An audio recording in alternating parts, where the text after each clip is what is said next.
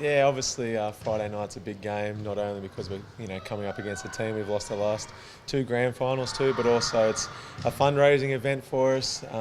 West Coast Waves player Shani Omos, her and her mum lost their family home in the bushfires, and everyone else involved, all the other victims. We're trying to raise as much money as possible. So every ticket bought, the Wildcats are going to donate $1, and also after the game we're going to raffle off our game-worn jerseys. So all the money that's raised through those two, we're going to go straight to the victims of the bushfires, and hopefully bring a bit more awareness and raise a bit more money through what little we can do on the court. So what would you like to say to fans? I suppose you'd want a packed house, wouldn't you? Absolutely, and we're opening up the fourth level, so we've only ever done that once before, and that was in last year's grand final. So it's over 13,000 people we can get in the stadium now, so hopefully we fill out the arena, raise as much money as possible, and hopefully everyone enjoys what should be a good game of basketball.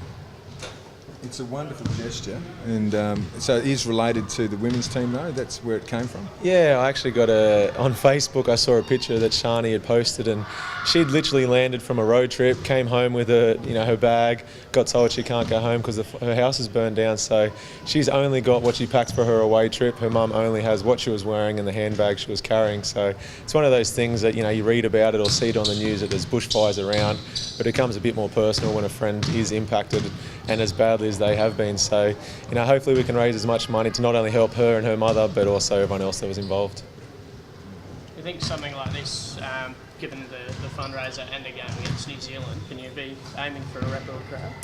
Yeah, definitely. That's certainly the goal.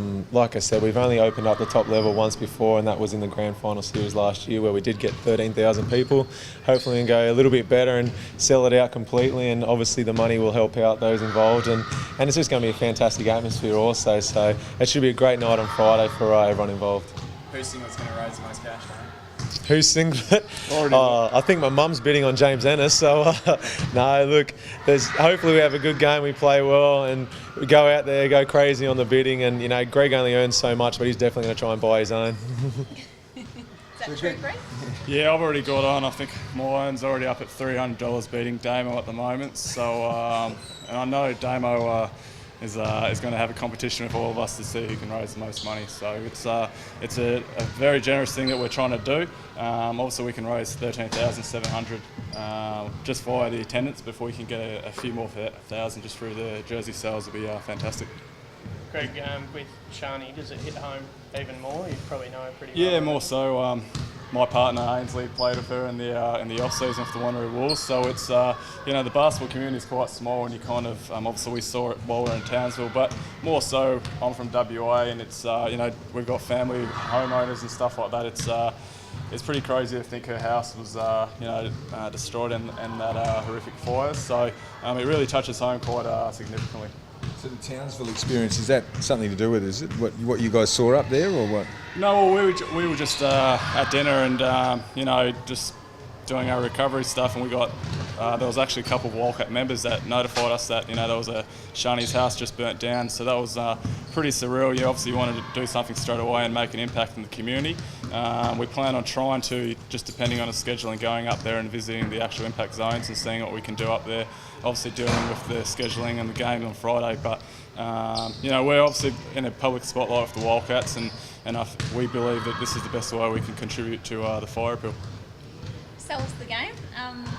It's normally always a pretty close one with the New Zealand Pokers. Yeah, of course, and obviously now they just won the last game to sneak or into contention of the top four, and they brought back Casey Frank, who will obviously be a fantastic presence for them. So, we're back on the winning cycle. Damo's playing absolutely fantastic, leading us from the front. So it's going to be an energetic game as always, and it'll be nice to get 13,700 there barracking us. New Zealand haven't been as strong record-wise this year. Are they still just as dangerous when you come up against them? Take that one, Viz.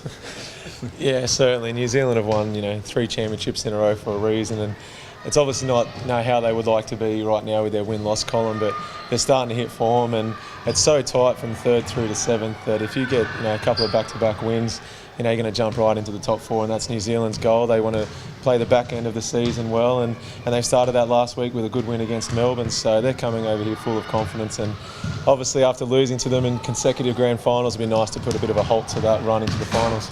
Do you want to keep them out of the top 4, or would you like to get them on the big stage at the end of the year? No, I'd love to be one of the reasons that they don't make the finals. So hopefully we can start it on Friday and they can carry over. But they're a great team, and they've got two of the better imports in the league. And as Greg mentioned, they brought back Casey Frank, who he's been retired for 3 years, only playing their national duties. He's been a commentator, so there's still hope for Lockie Reed to get the call up with the courtside commentary put into the Wildcats squad. But we'll see how we go. And I think last time you just escaped from some pretty special efforts from James Ennis.